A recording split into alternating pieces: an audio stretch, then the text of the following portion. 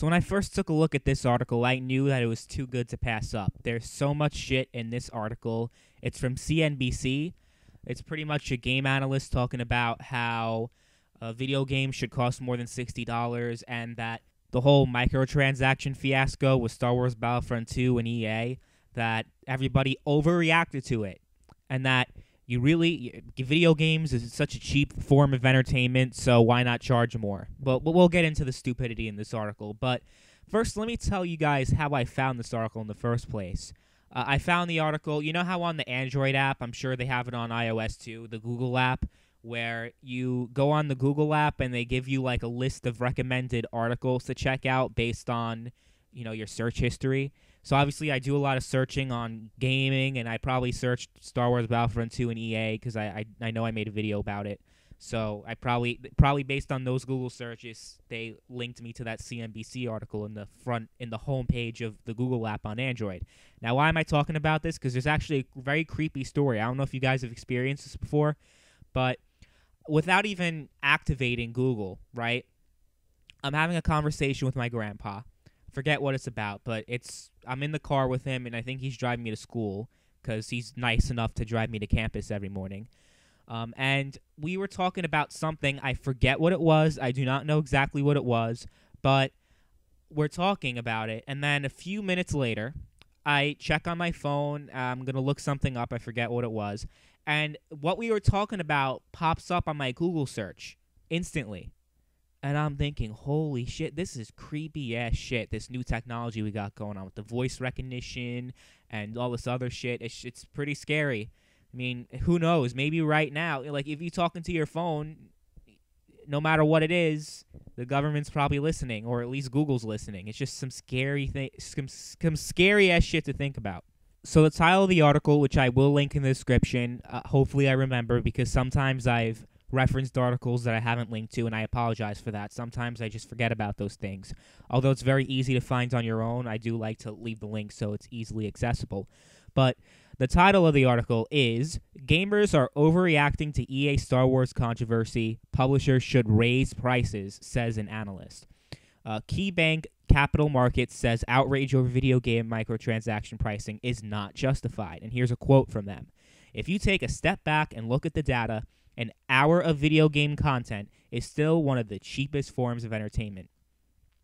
Quantitative analysis shows that video game publishers are actually charging gamers at a relatively inexpensive rate and should probably raise prices. Now, I'm sure a few people that heard me repeat that line in that article probably their blood's boiling right now. What? Raise prices? That's preposterous. How could someone even think about doing that? But before I start dissecting this argument here, let's read some more. Gamers aren't overcharged, they're undercharged.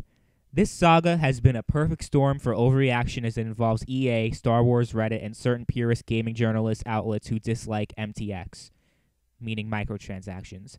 Okay, so let me just start off right here. Obviously, personally, I would not want to see games being charged above $60. Based on my videos in the past, I'm sure you guys know that I obviously have that position. But that's an obvious position to hold. Most gamers are going to have that argument that, yes, games should not cost more. But let me just stop trying to argue it from a moral standpoint, because when it comes to business, arguing morality only gets you so far.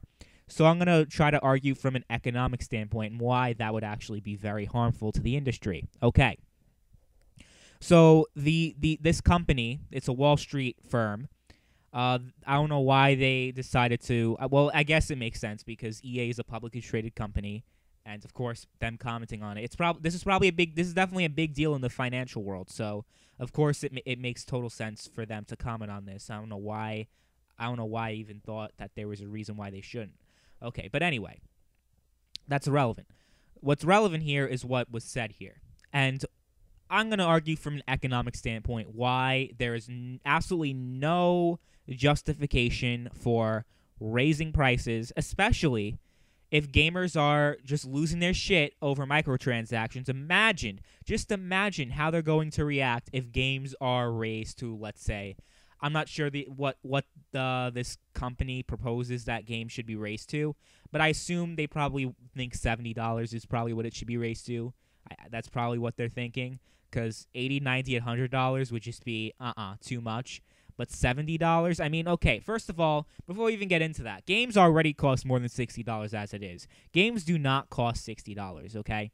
We have it's a great illusion in the industry that games cost $60. Yeah, sure, there are plenty of games that cost $60, and every game that you can find has a $60 version of it. But to get the full game experience, you cannot, in this day and age, pay $60. Of course, there's some exceptions. Recently, the new Sonic game was released, although Sonic series is pretty irrelevant these days. But, I mean, knowing that, they priced their newest game at $40 because they know that consumers would not be willing to pay $60 for a Sonic game when the Sonic series has just gone down the shitter ever since probably the Dreamcast era. Ever since then, Sonic's just been going more and more and more and more downhill. But anyway, this isn't about fucking Sonic. This is about the gaming industry as a whole. And the fact is that games do not cost $60. They never have. They haven't for a while, actually. Ever since probably the turn of the generation. Ever since the 8th generation started rolling through, games have not truly cost $60. You have games always come with a $60 price tag, and then on top of that, you have a $50 season pass. And then on top of that, you have microtransactions if the game's online. So all of that combined, you're paying way more than $60 for the full experience. That's just the fact of the matter in this day and age with the microtransactions and the season passes, which is a whole other thing that people aren't really focusing on now, because right now they're focusing on the microtransactions, and that's a big controversy. And the thing about microtransactions is that a lot of economists, analysts, people inside the industry, the publishers, they always justify the use of microtransactions because if the game's online, they need to monetize the game. Well, what about the single-player games that have microtransactions in it? What's the justification for microtransactions in those instances? In the instances of Shadow of War, there's no online. There's no online multiplayer. You can make the case, well, we need microtransactions so we can continually monetize this game because, running up online servers costs a lot of money. So microtransactions are a method to keep the money going in. So we're not having the servers up at a loss, right? We're not losing money having these servers up, which makes sense on paper. But if they're now putting them in single-player games, you gotta really speculate if that's really the case. And also, more studios are shutting down in this generation than last generation when microtransactions wasn't even a thing. I mean, sure, it was a thing, but not to the level that it is now. So if microtransactions were really helping the gaming economy so much, then why are all these studios that shut down? Why are they shut down? It's something to think about. And a lot of those companies have used microtransactions. It's not like every single studio that shut down happened to be the ones that didn't use No, they're not. So it's a real bullshit argument to say that, well, it's good for the economy and that games should cost more because we're getting a good deal having $60 games and then having season passes and having microtransactions that on top of that, we should have more expensive games. Games should not cost $60. They should cost $70. They never specified a price, but that's probably what they're thinking again. So they go on to say that, well, they talk about the movie industry and the television industry, about how you pay more for those kind of things. Well, yeah, that's why so many people pirate their movies. That's why so many people pirate their TV shows. Game of Thrones, for a great example. The more people watched Game of Thrones pirated than they watched it on HBO for a subscription. But for starters, to say that, well, the movie industry and the TV industry charges absurd prices for their consumers, that means that, well, the game industry should follow suit. And it's not even the case that it's cheaper to be a gamer than to be a moviegoer, than to be a television enthusiast or whatever. That's not the case. Because, okay, sure, you have to get a cable box, and you have to install the cable, and you have to do all that stuff. So you do have to buy a box to have access to it. So that does cost like a couple, installation costs a couple $100, when you first get a cable subscription. So yeah, okay, when it comes to cable and the gaming industry, that's one similarity between the two. Because I was going to say, with the movie industry, you do not have to pay $400 to be able to go to the movies. And then on top of that, pay $60 a year to be able to watch the movies on top of that. So you have an online subscription that's $60 a year. You have to pay $400 in the first place to be able to even be able to play games. And then on top of that, pay $60 if you just bought the console. Because why buy a $400 gaming console, brand new gaming console, if you're not going to buy any games? I mean, I know some people do it, but I don't know. Most people don't. But basically, if the PS5 comes out and you want to be able to play new games, you are going to have to spend at least $520 to start off, to be able to even start playing games. Do you have to do that in the movie industry? Do you have to do that in the TV industry? The TV industry is more similar to that, but not even close if you really think about it, because Netflix is what, $10 a month? And that's really all the TV you need and all the movies you really need. So it's $10 a month to get TV and movies combined, compared to $60 a year plus $400 for a console plus $60 per new game. Can you really compare that? Yes, sure. If you're talking about going to the movie theaters, if you compare the hours of entertainment you get from that to the hours of entertainment you get from a game, that's I guess that's an argument that you can make. But again, you don't have to pay $400 plus $60 a year to be able to watch a new movie. You have to pay $15 to be able to watch a new movie, but $60 to be able to play a new game, plus $400 if it's on a console that you don't have it on, and plus $60 if you want to play the game online. So really, if you actually think about it more, this is a completely inaccurate way of viewing the gaming industry, that's very inexpensive. Especially if you also, on top of that, add the season passes, and if you also add the microtransactions. No. Being a gamer is not a better value than being a moviegoer. I'm pretty sure more parents take their kids to see a movie at the movie theater than buying them a new console. I'm pretty sure.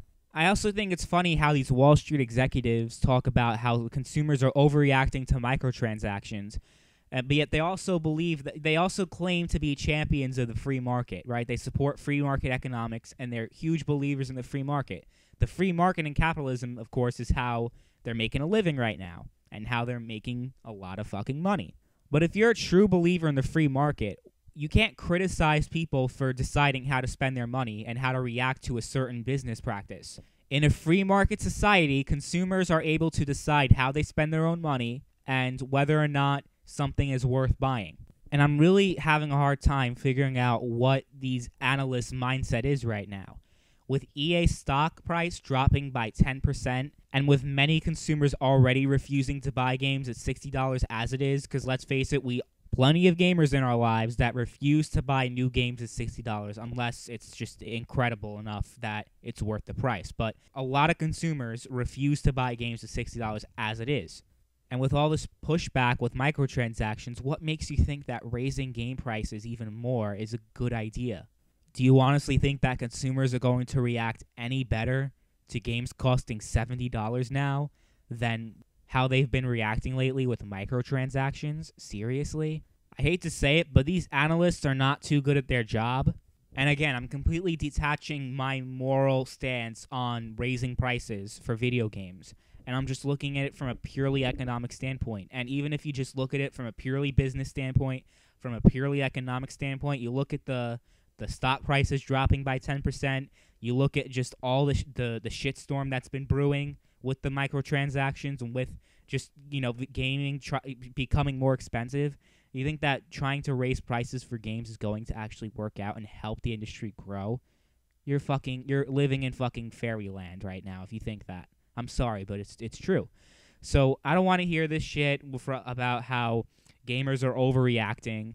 From a personal standpoint, it's just ridiculous to think that gamers are overreacting when they spend all this money on the game and then they don't even get all the content. Even if they buy a season pass, even if they buy the full game, even if they spend hundreds and hundreds of dollars on one game, they still don't get all the content. But also from an economic standpoint, if you're a true believer in the free market, you should let the consumers decide what they're willing to pay for and what they're not willing to pay for. And to say that they're overreacting is just silly. It's just a silly argument to make in economics, especially if you support the free market, So that's what I have to say about this stupid-ass article. Let me know what you guys think in the comments down below. Thank you guys, as always, for tuning in, and I will see you guys later.